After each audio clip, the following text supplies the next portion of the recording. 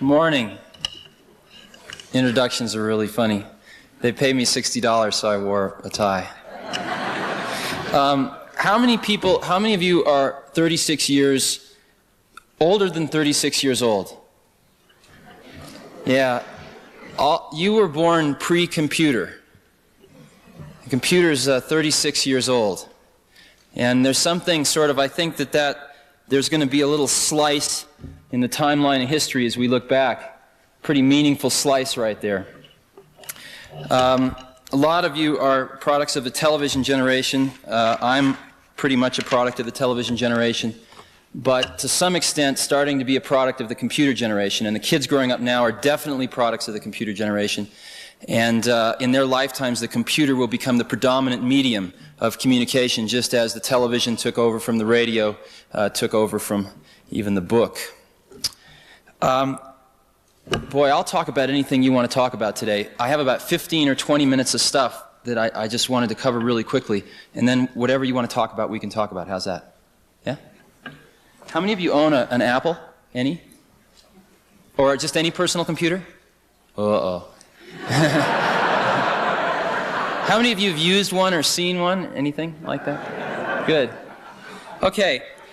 Let's start off with what is a computer? What is a computer? It's really simple. It's just a simple machine, but it's a new type of machine. The gears, the pistons have been replaced with electrons. How many of you have ever seen an electron? That's the problem with computers, is that you can't get your hands on the actual things that are moving around. You can't see them, and so they tend to be very intimidating because in a very small space there's billions of electrons running around, and we can't really get a hold on exactly what they look like. Computers are very adaptive. It's a very adaptive machine. We can move the electrons around differently to different places depending upon the current state of affairs, the results of the last time we moved the electrons around. So if you were here last night and you heard about the brain and how it's very adaptive, a computer is in the same way very, very adaptive. Second thing about a computer, it's very new. It was invented 36 years ago in 1947.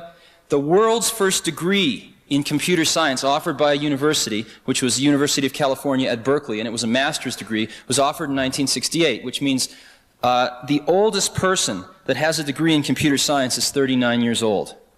And the average age of professionals at Apple is under 30. So it's a field that's dominated by fairly young people. Third thing about computers, they're really dumb. They're exceptionally simple, but they're really fast. The raw instructions that we have to feed these little microprocessors, even the raw instructions that we have to feed these giant Cray 1 supercomputers are the most trivial of instructions. They're get some data from here, get a number from here, fetch a number, add two numbers together, test to see if it's bigger than 0, go put it over there. It's the most mundane thing you could ever imagine. But the key thing about it is that, let's say I could move 100 times faster than anyone in here. In the blink of your eye, I could run out there and I could grab a bouquet of fresh spring flowers or something, and I could run back in here and I could snap my fingers, and you'd all think I was a magician or something. And yet, I was basically doing a series of really simple instructions, moving, running out there, grabbing some flowers, running back, snapping my fingers, but I could just do them so fast that you would think that there was something magical going on. It's the exact same way with the computer. It can go grab these numbers and add them together and throw them over here at the rate of about 1 million instructions per second. And so we tend to think there's something magical going on when in reality there's just a series of these simple instructions. Now, what we do is we take these very, very simple instructions and we, by building a collection of these things, build a higher level instruction. So instead of saying turn right, left foot, right foot, left foot, right foot, extend hand, grab flowers, run back, I can say, could you go get some flowers? Could you pour a cup of coffee? And we have started in the last 20 years to deal with computers in higher and higher levels of abstraction. But ultimately, these levels of abstraction get translated down into these stupid instructions that run really fast. Let's look at the brief history of computers. Best way to understand it's probably an analogy. Take the electric motor. The electric motor was first invented in the late 1800s, and when it was first invented, it was only possible to build a very, very large one, which meant that it could only be cost justified for very large applications, and therefore electric motors did not proliferate very fast at all. But the next breakthrough was when somebody took one of these large electric motors and they ran a shaft through the middle of a factory and through a series of belts and pulleys shared the horsepower of this one large electric motor on 15 or 20 medium-sized workstations, thereby allowing one electric motor to be cost justified on some medium-scale tasks. And electric motors proliferated even further then. But the real breakthrough was the invention of the fractional horsepower electric motor. We could then bring the horsepower directly to where it was needed and cost justify it on a totally individual application. And I think there's about 55 or so fractional horsepower motors now in every household. If we look at the development of computers, we see a real parallel. The first computer was called the ENIAC in 1947. It was developed particularly for ballistic military calculations. It was giant. Hardly anyone got a chance to use it. The next real breakthrough was in the 60s with the invention of what was called time sharing. And what we did was we took one of these very large computers and we shared it. Since it could execute so many instructions so quickly, we'd run some on Fred's job over here, and then we'd run some on Sally's job, and we'd run some on Don's job, and we'd run some on Susie's job, and we'd share this thing, and it was so fast that everyone would think they had the whole computer to themselves. Time sharing was what really started to proliferate computers in the 60s, and most of you, if you've used computer terminals connected with some umbilical cord to some large computer somewhere else, that's time sharing. That's what got computers on college campuses in large numbers. The reason Apple exists is because we stumbled on to fractional horsepower computing 5 years before anybody else. That's the reason we exist. We took these microprocessor chips, which is sort of a computer on a chip, and we surrounded it with all the other stuff you need to interact with a computer. And we made a computer that was about 13 pounds. And people would look at it and they'd say, well, where's the computer? This is just the terminal. And we'd say, no, that is the computer. And after about 5 minutes of repeating this, finally a light bulb would go on in their minds. And they'd decide if they didn't like it, they could throw it out the window or run over it with their car. But that this was the entire computer. That's why we exist, fractional horsepower computing. This fractional horsepower computing has created a revolution. It was invented in 1976, the first personal computer. This year, in 1983, the industry is going to ship over 3 million of the little buggers. 3 million. By 1986, we're going to ship more computers than automobiles in this country. And let me digress for a minute. One of the reasons I'm here is because I need your help. If you've looked at computers, they look like garbage. All the great product designers are off designing automobiles or they're off designing buildings, but hardly any of them are designing computers.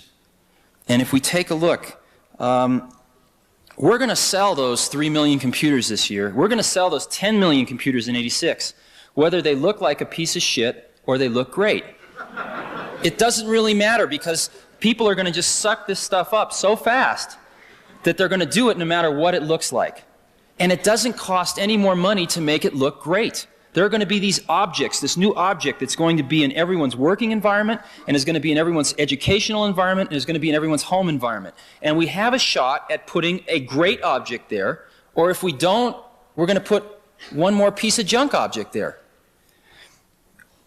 By 86, 87, pick a year, people are going to be spending more time interacting with these machines than they do interacting with their big automobile machines today. People are going to be spending 2, 3 hours a day sometimes interacting with these machines, longer than they spend in a car. And so the industrial design, the software design, and how people interact with these things certainly must be given the consideration that we give automobiles today, if not a lot more. And if you take a look, what we've got is we've got a situation where most of the automobiles are not being designed in the United States, Europe, Japan. Televisions, audio, electronics, watches, cameras, bicycles, calculators, you name it. Most of the objects of our life are not designed in America. We've blown it. We've blown it from an industrial point of view because we've lost the markets to the foreign competitors. We've also blown it in a design point of view. And I think we have a chance, focusing on this new computing technology meeting people in the 80s, the fact that computers and society are out on a first date in the 80s. We have a chance to make these things beautiful, and we have a chance to communicate something through the design of the objects themselves. In addition to that, we're going to spend over $100 million in the next 12 months on media advertising. Apple alone, IBM will spend at least an equivalent amount. And we generate tens of millions of dollars worth of brochures, posters, more than the auto industry, again, as a comparison. And this stuff can either be great or it can be lousy. And we need help. We really, really need your help. Okay, let's go back to this revolution. What is happening? What's happening is the personal computer is a new medium of communication, one of the media. And so what's a media? It's a technology communication. A book is a medium, telephone, radio, television. These are mediums of communication. And each medium has pitfalls to it, has shortcomings, has boundaries which you can't cross, but it also generally has some new unique opportunities. The neat thing is that each medium shapes not only the communication that goes through it, but it shapes the process of communication. Perfect example. If you compare the telephone to what we're seeing now in electronic mail, where we link a bunch of computers together and we can send messages to an electronic mailbox, which people can then receive at their leisure, we see that indeed, in one sense, we're sending voice through these wires, and in another sense, we're sending ones and zeros through these wires. So the content that's traveling through the medium is certainly different. But the most interesting thing that's different is the process of communication. When I talk on a telephone with anyone, we both have to be on the phone at the same time. When I'm working or when I want to send something to somebody with a computer terminal, I want to do a drawing and zip it over and put it in their mailbox, they don't need to be there. They can retrieve it at 12 a.m. in the morning. They can retrieve it 3 days later. They can be in New York and retrieve it. One of these days when we have portable computers with radio links, they can be walking around Aspen and retrieve it. And so the process of communication itself changes as the mediums evolve.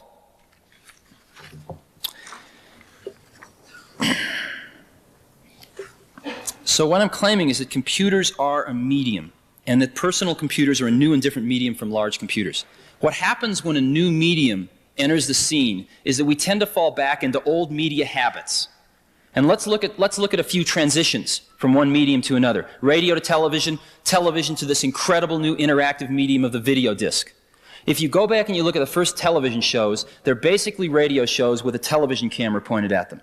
And it took us the better part of the 50s to really understand how television was going to come into its own as its own medium. And I really think the first time that a lot of people were shook into realizing that television had come of age was the JFK funeral. The nation, a lot of the world, experienced the JFK funeral in their living room at a level of intensity that wouldn't have been possible with radio. I think another more upbeat example was the Apollo landing. That experience was not possible with the previous medium, and yet it took us the better part of 20 years for that one to really evolve. Let's look at the next transition. We have this optical video disc which can store 55,000 images on a side, or an hour of video randomly accessible. What are we using it for? Movies. We're dropping back into the old media habits. And there's a few experiments, though, that are starting to happen, and you start to believe that 5 years, 10 years from now, that's going to come into its own. A neat experiment happened right here in Aspen. MIT came out to Aspen about 4 or 5 years, I think about 4 years ago, and they had this truck with this camera on it, and they went down every single street, photographed every single intersection in every single street in Aspen. They photographed all the buildings, and they've got this computer and this video disc hooked up together, and on the screen, you see yourself looking down a street, and you can touch the screen, and there's some arrows on the screen, and you can touch walk forward.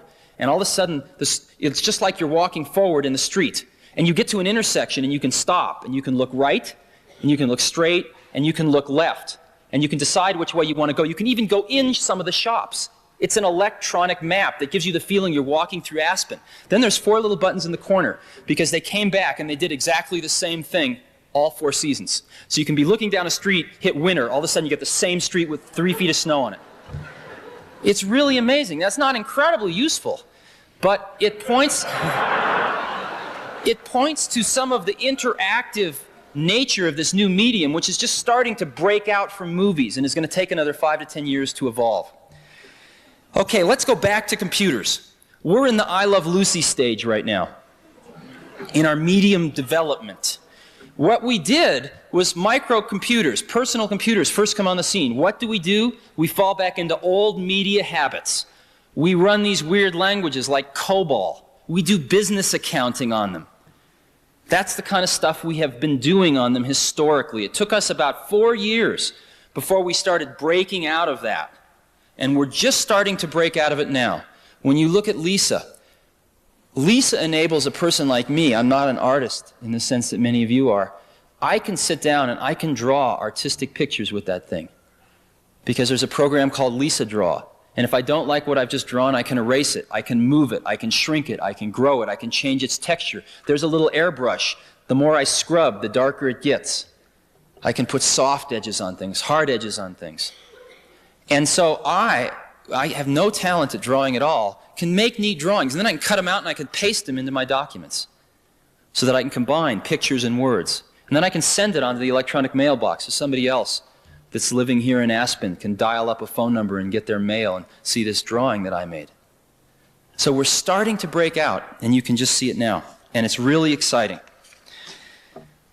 So where we are is that the personal computer is a new medium, and that society and computers are really meeting for the first time in the 80s. In 15 years, it's going to be all over in terms of this first phase, getting these tools out into society in large numbers. But during the next 15 years, if we have an opportunity to do it great or to do it so-so. And what a lot of us at Apple are working on is trying to do it great. I want to look at one last thing, then we can talk about whatever you want to talk about. What is a computer program? Do you know what a computer program is? Anybody? No? Sort of? Sort of. It's an odd thing. It's really an odd thing. You can't, you've never seen an electron, but computer programs have no physical manifestation at all. They're simply ideas expressed on paper. Computer programs are archetypal. What do I mean by that? Let's compare computer programming to television programming.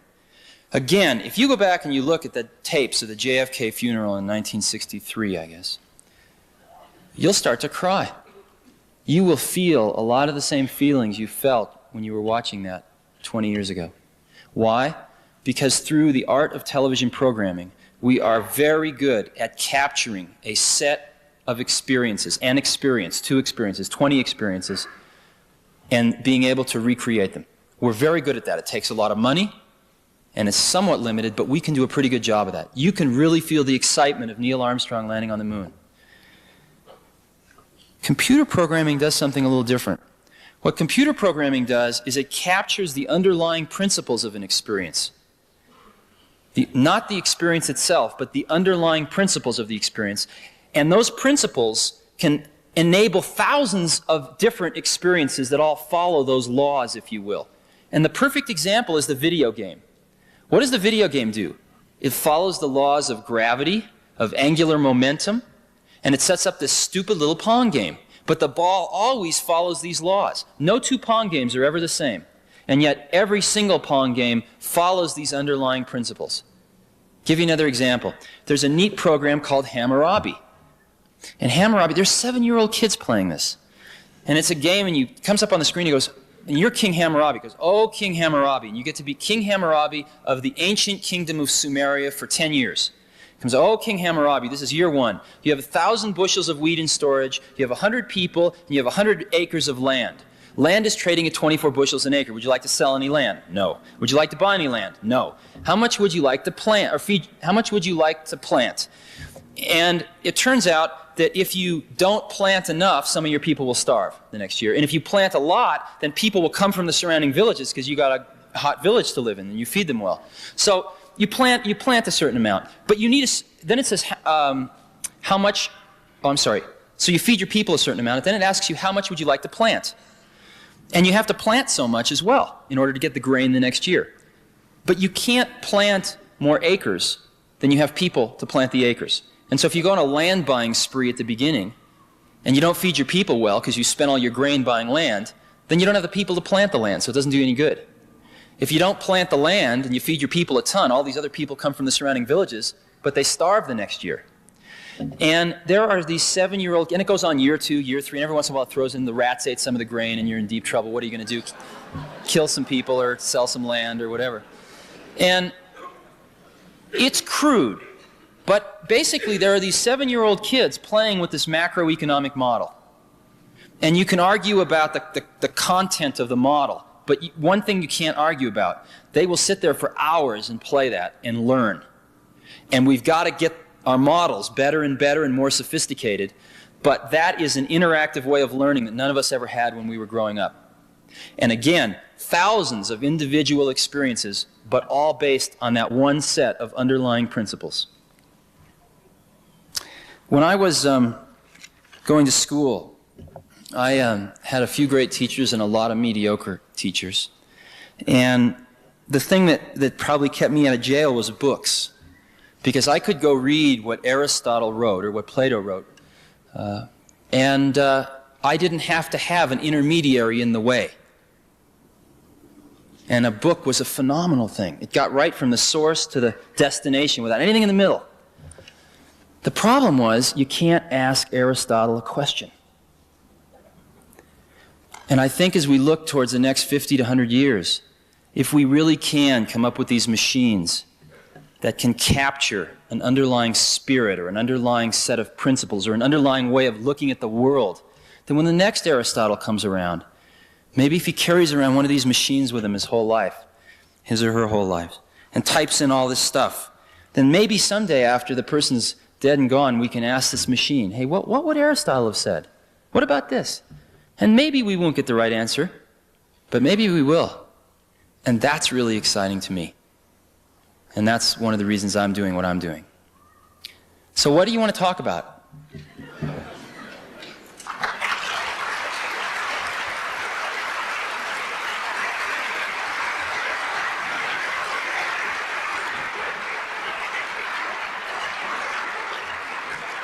Yeah.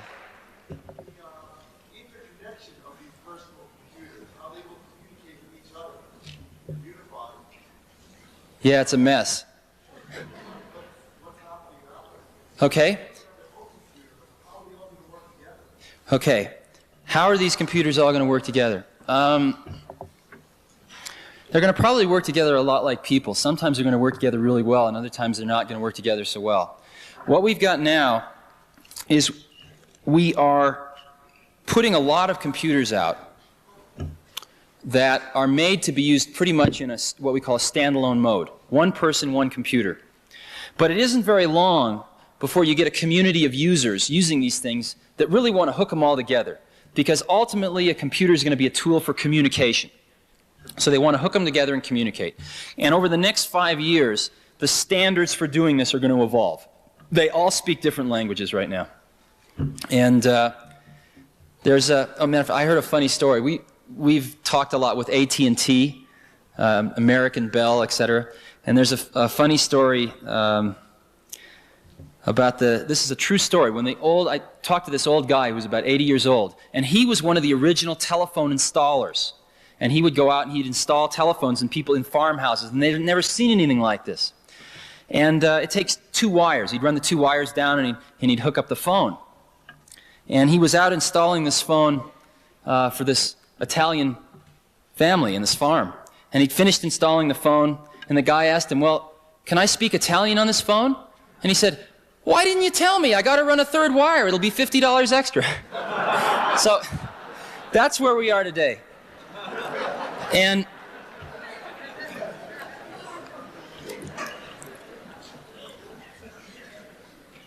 what happened, there's been a few installations where people have hooked these things together. The one installation that stands out is a Xerox did it at a place called Palo Alto Research Center, or PARC for short. And they hooked about 100 computers together on what's called a local area network, which is just a cable that carries all this information back and forth. And an interesting thing happened when they did that. What happened was that you'd have a distribution list. So you'd want to send a memo to all the people in this group. And so you'd say, okay, you'd write a memo and you'd send it to the distribution list for all the people interested in the November forecast or new product Delta or whatever you're working on. But then an interesting thing happened. There were 20 people and they were interested in volleyball. So a volleyball distribution list evolved. And when there was the volleyball game next week was changed, you'd write a quick memo and send it to the volleyball distribution list. Then there was a Chinese food cooking list. And before long, there were more lists than people.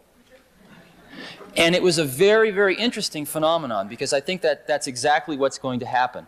is that as we start to tie these things together, they're going to facilitate communication and facilitate bringing people together in the special interests that they have. And we're about 5 years away from really solving the problems of hooking these computers together in the office. And we're about 10 to 15 years away of solving the problems of hooking them together in the home. And a lot of people working on it, but it's a pretty fierce problem. Now, Apple's strategy is really simple. What we want to do is we want to put an incredibly great computer in a book that you can carry around with you that you can learn how to use in 20 minutes. That's what we want to do, and we want to do it this decade. And we really want to do it with a radio link in it, so you don't have to hook up to anything. You're in communication with all these larger databases and other computers. We don't know how to do that now. It's impossible technically. So we had three options. One was to do nothing. And as I mentioned, we're all pretty young and impatient, so that was not a good option. The second one was to put a piece of garbage computer in a book. And we can do that, but our competitors are doing that, and so we don't need to do that. The third option was to design the computer that we want to put into the book eventually, even though we can't put it into the book now. And right now, it fits in a bread box, and it's $10,000, and it's called Lisa. And it just so turns out that, fortunately, there is a giant office market out there that is buying these things a lot faster than we can make them. We're sold out for the next year. And we'll sell over $100 million of those things the first year. So, fortunately, there is an office marketplace where enhancing personal productivity is absolutely worth $10,000 a person. And they're gobbling these things up, and they will pay for the development of this new technology. The next thing we will do is we will find a way to put it in a shoebox and sell it for like $2,500. And that'll be the next step. And finally, we'll find a way to get it in a book and sell it for under $1,000. And we will be there within 5 to 7 years. And that's what we're working pretty singularly on. Yeah? You mentioned that Apple needs designers and industrial design to help you. We as designers need Apple to do something for us in terms of providing computers as economical and our sense of the word economical and geographically allowing us to things. Is your company planning anything like that? I know you have a product in the market right now, but it's a little crude. Yeah, it is a little crude. Right. Okay, let me tell you that what we're planning to do to sort of be able to provide tools for graphic design. That'll never be our fort. Our fort is going to be just people. And relative to nothing, what we can give them in the next 5 years is a lot. And eventually we'll get to the point where people can create images that are as good as they could create any other way. But it's going to take the better part of this decade to be able to get it down to a price level that people can afford. But we're doing some things now. Every computer to date has used a weird type on the screen, as you've known. The I's are just as wide as the W's. They're non-proportionally spaced fonts, we call them. You call them. And it's really been impossible to use multiple fonts on the screen at any given time. Matter of fact, the fonts have been just garbage. And it's really been impossible to embed any kind of graphics with text. If you take a look at Lisa, it is totally proportionally spaced text. We have 30, 40 fonts on the screen that come out at approximately 80 dots per inch resolution on the screen, approximately up to 300 dots per inch resolution on a laser printer. And that's where we are today. And what you're saying is we really want to go to 600, 700, 800 dots per inch on a laser film printer. We're not there yet. But we're solving the problems of injecting some liberal arts into these computers. That's what we're trying to do right now. Let's get proportionally spaced fonts in there. Let's get multiple fonts in there. Let's get graphics in there so that we can deal in pictures. And let's get to the point where 3 years from now, when there is going to be no college student 3 or 4 years from now that's ever going to think of writing a paper without one of these things. Just like they will not think of going to a science class without a calculator today. And where we've got to get to is where people 3, 4 years from now are using these things and they go, wasn't this the way it always was? That's where we're trying to get to now. Once we get to there, then we can look at some of the other stuff. Yeah? Could you give us your perspective on the surveillance issue that we brought up in the previous presentation? Apple's perspective on Yeah, I only heard part of which part, you're talking about the people having these big databases about your life, or? The privacy issue.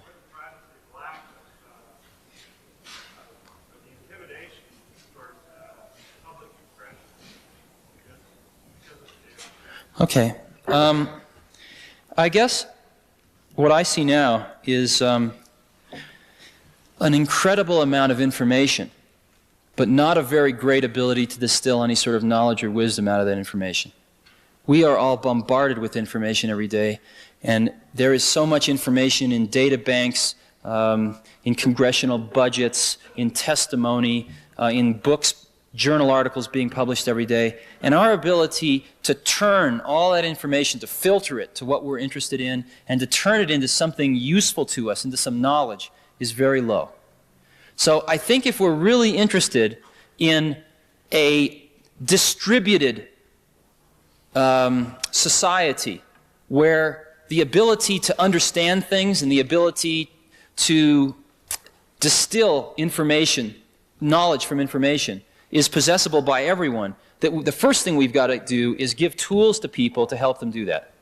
Because right now, those tools are centralized. Do you see what I'm saying?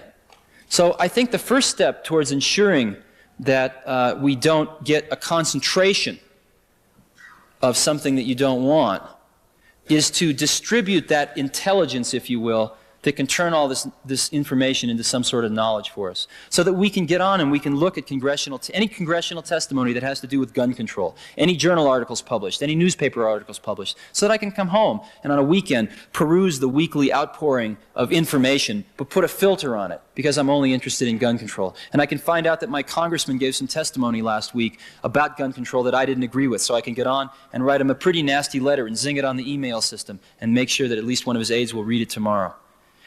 And I think that that probably is a lot more important than worrying about these global databases. I don't think that you're going to find... we're moving rapidly into an era of electronic funds transfer.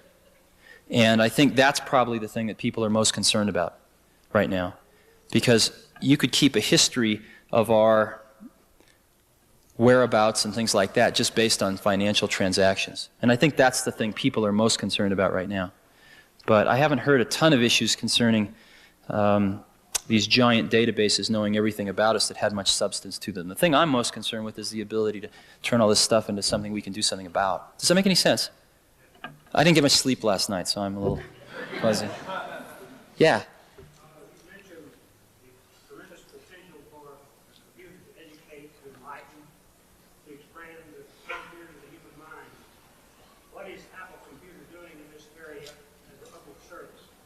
Ah, public service.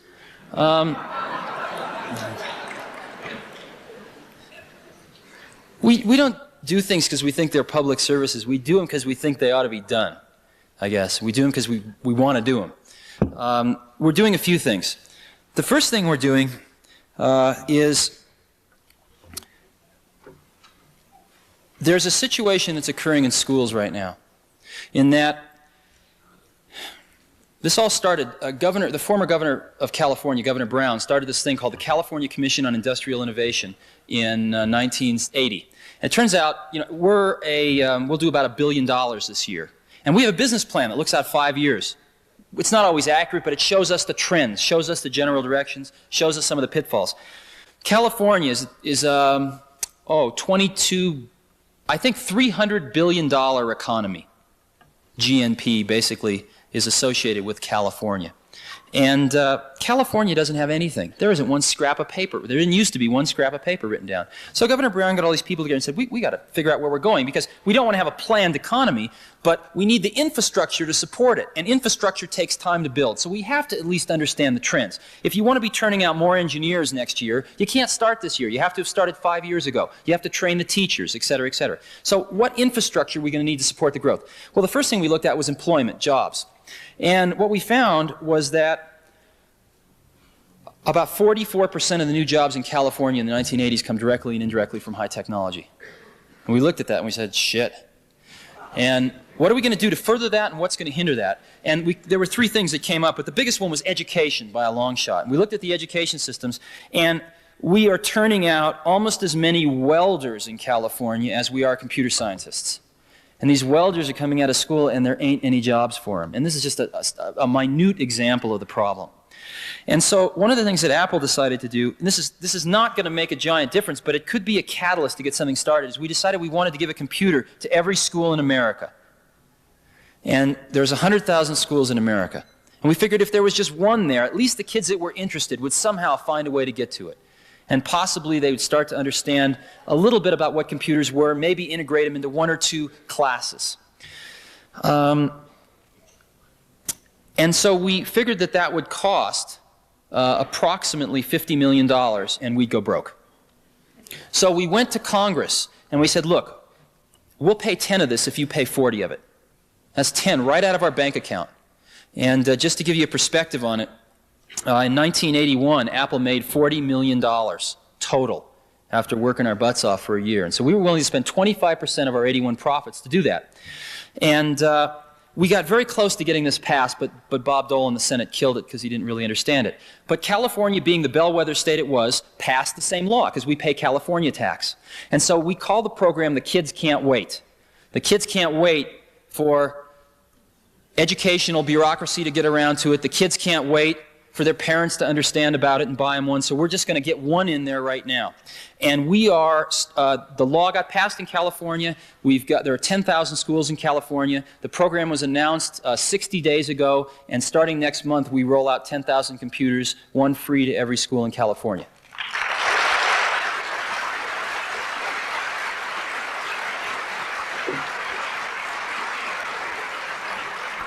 And I guess the important thing, though, to restate, this isn't going to fundamentally change the problem. But at least it's going to get one computer in there so that if there is a student, especially in one of the schools that can't afford these things, which is another thing that concerns us, this computer have not split, at least they'll get exposure to one. So, yeah? We're constantly told that by 2000, 85% of this will be the information business. How do you feel about that? Well, over half of the gross national product is contributed by companies and people that are already in the information business today. And that's true. Most of the people that got laid off from General Motors are never going to go back to work at General Motors. Ever, ever, ever. And unless we retrain them and give them skills, they're going to burn the cities down. And that's one of the biggest problems facing us right now. It's real easy to talk high tech. It's real hard to take all these guys that have been putting fenders on for 15 years, you know, servicing computers. It's going to be really hard, and we're not paying enough attention to it right now. But we're already in the information age. We're ready there now. Most of us manipulate information for a living. Yeah? Yes, is there going to be standardization of software, hardware, equipment, with proliferation of software packages? It's very difficult to decide what you know. The Apple, you know, the Apple students who meet Lisa, and it's very difficult to go out in the marketplace to decide what the quality of these particular equipment are. Right. That's right. Here's a challenge for you. You want to just make a great contribution, have fun, make zillions of dollars, all at the same time. There are about 20,000 programs for the Apple II. There's for the IBM PC, which is the second most popular one now, there's about maybe 2,000 programs. That's a lot. And you go to buy one of these things and you don't know what to buy. So you go ask the computer dealer, which one should I buy? And that person doesn't know. They're out selling computers. They're not looking at software, and so they give you a bullshit answer and you buy it, and maybe you're happy and maybe you're not. Now, compare that to records. Most people walking into a record store know exactly what record they want to buy. They don't go up and say, what record should I buy?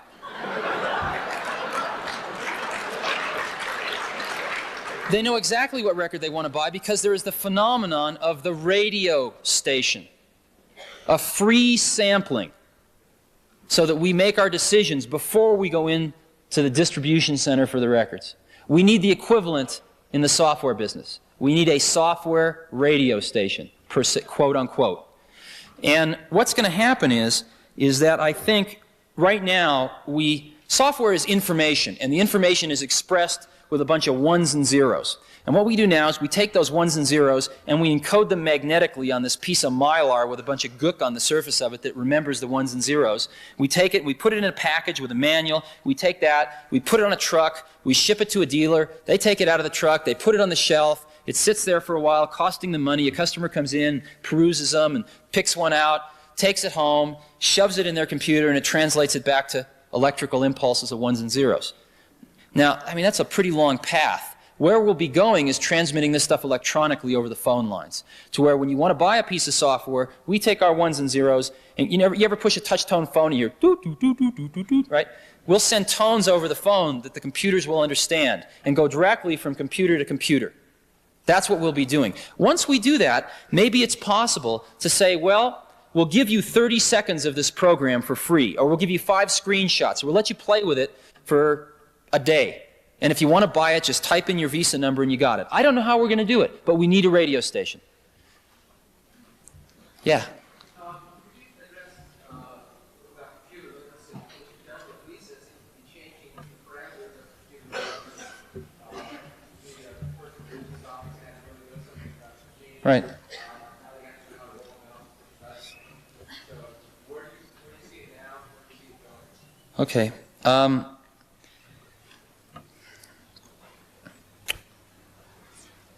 There are 2 things to do to get people and computers together. One thing is to make computers easier to use, and the other thing is for people to get more and more familiar with the concepts. How many people here own a Hewlett-Packard calculator? Yeah, not a lot. How many people know about them, right? Do you know the difference between reverse Polish notation and the way the TI ones work? How the HP ones sort of work backwards, right? Do you know about that? No? Some of you do, though. Right? Probably maybe a quarter of you, maybe. If you had tried to explain that to somebody 10 years ago, it would have been just like computers are now. And yet, in 10 years, the HP 35 was first introduced in 1972. In 10 years, people gradually understand some of these concepts. If you'd given one of these Casio watches, which has got 18 alarms and plays music for you and everything else, to somebody 10 years ago and tried to explain to him how to set the alarm and stuff like that, it wouldn't have been possible. Automatic bank telling machines, et cetera, et cetera. So gradually the level of technical literacy is rising. The problem is we're educating people on these garbage devices. You know, setting a Casio watch is really a pain still. So even though we have products like Lisa, we are still going to need to educate people about what computers are and what they do. But where we're trying to get is we're trying to get away from programming. We've got to get away from programming because people don't want to program computers. People want to use computers. And so our strategy right now is let's write some programs that are generic, that sort of will write 90% of the program and you fill in the last 10% of the blanks. And a perfect example of that's a word processor. A word processor can be used to write a business letter, a report for a college exam. It can be used to write a correspondence letter to your friend. Same word processor. We write it once, millions of people use it. Another program, there's a lot of database programs. There's some spreadsheet modeling programs where we do 90% of the work, you do the other 10. Where we're moving in the future, though, is programming with graphics, connecting the dots, if you will. And that's what you'll be seeing more of over the next 5 years. What's really exciting, though, let me give you a little... some of the finest people are going into software right now. And matter of fact, about a year ago, I met this little kid in Chicago who had started this company called Aristotle Software. And he was 13, and he started it with his more mature 14-year-old friend. And a year ago, they were making about $4,000 a week off selling 3 game programs. Now, let me give you an example of how this can work. We have 1 million Apple IIs out there. 1 million. And people have paid about $2,000 for them.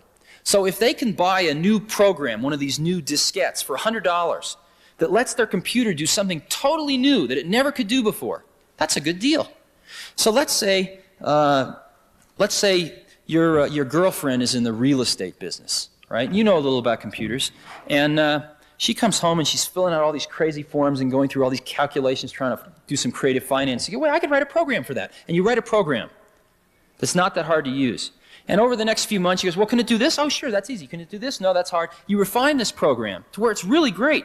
And all of a sudden, she shows it to all the other people she works with. She brings it into the office, or she brings them over one day, and they just go, wow, I got to have this. This is worth $2,000 to me right there, just for that one application.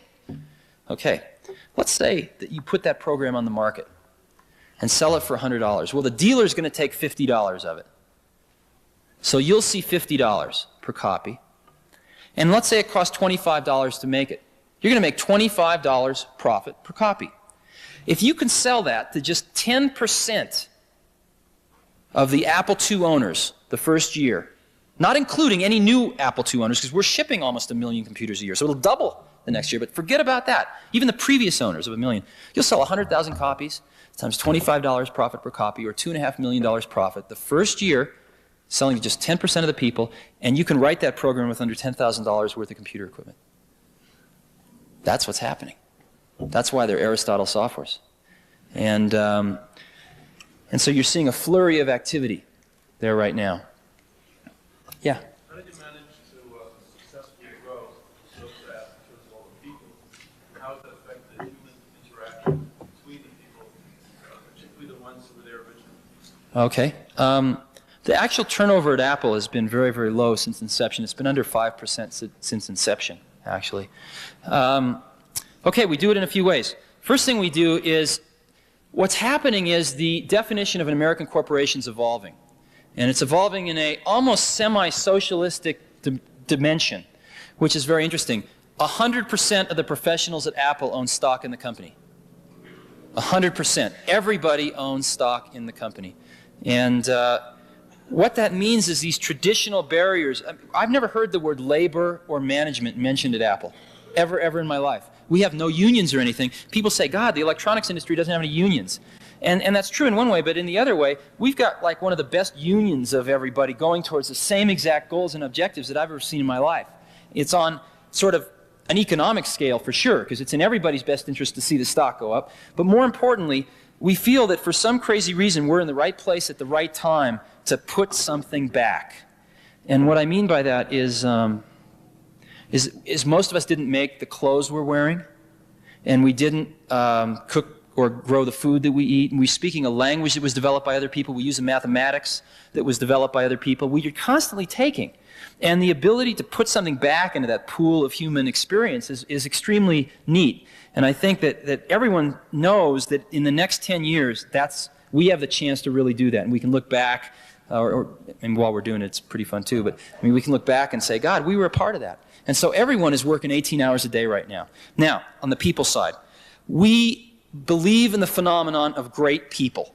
And what I mean by that is we think there are people that are so good that they can run circles around 5 pretty good people. Okay? And those are the kind of people that we want at Apple. They're hard I mean, they're all idiosyncratic, but they're the fun people of the world. They're the artists of the world. And so what we have is sort of a very small company in terms of people for our revenue.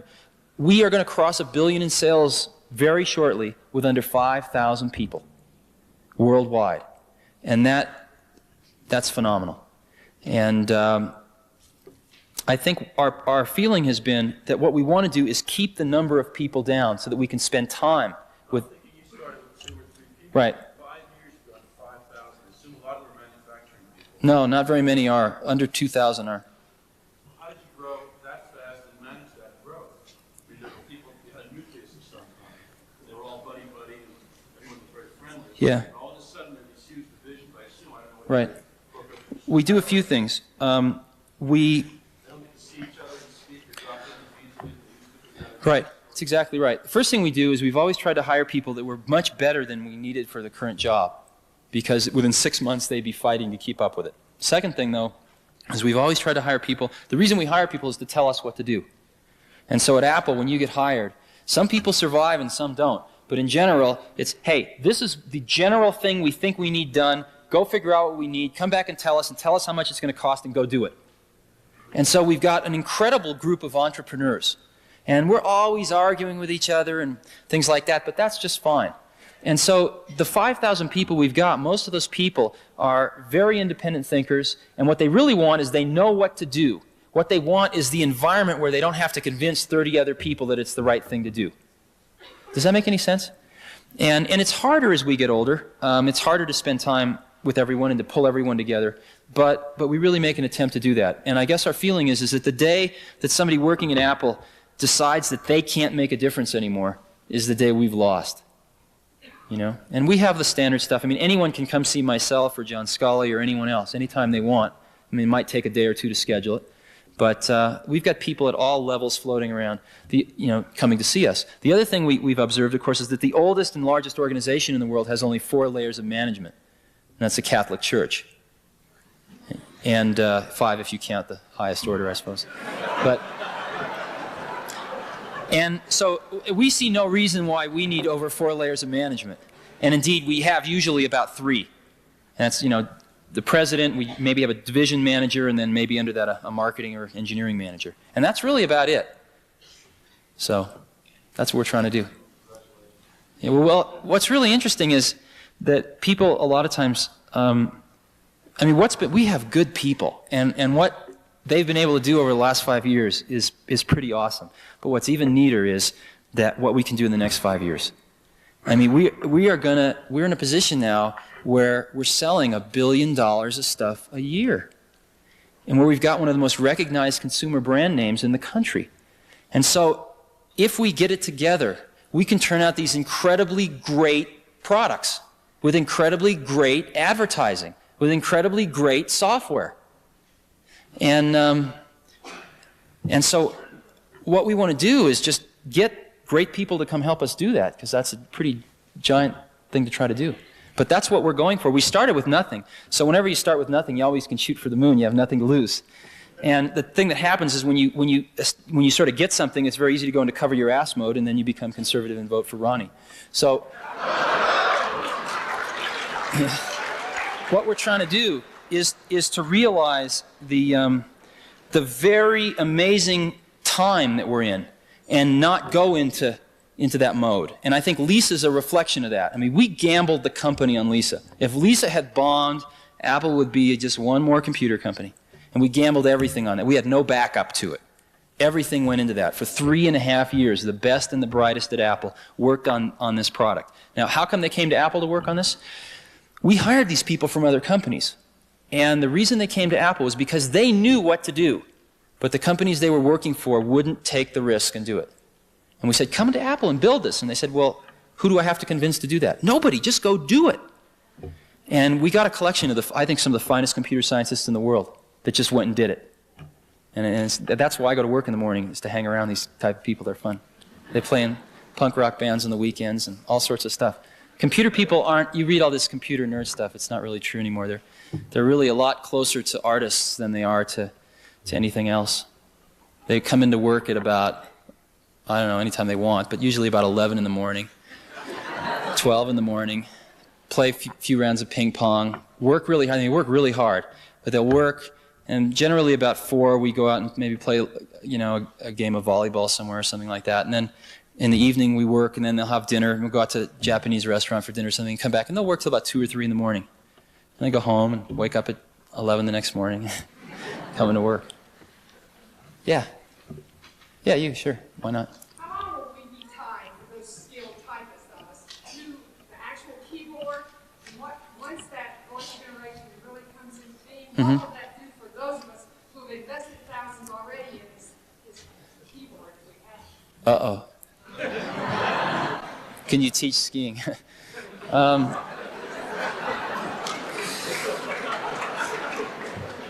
Voice recognition is it's going to be the better part of the decade away. We can do toy voice recognition now. The problem is it isn't just recognizing the voice. When you talk to somebody, understanding language is much harder than understanding voice. We can sort of sort out the words, but what do they all mean? And most language is exceptionally contextually driven. In other words, one word means something in this context, it means something entirely different in another context. And when you're talking to somebody, people interact. It's not a one-way communication. It's going, yep, yep, yep, yep, and they gracefully interact. They go in and out of levels of detail. And boy, this stuff's hard. So I think you're really looking at the better part of a decade before we get even close to that. I don't know how much time we have. I think I'm about to get. Thank you very much. I've enjoyed it.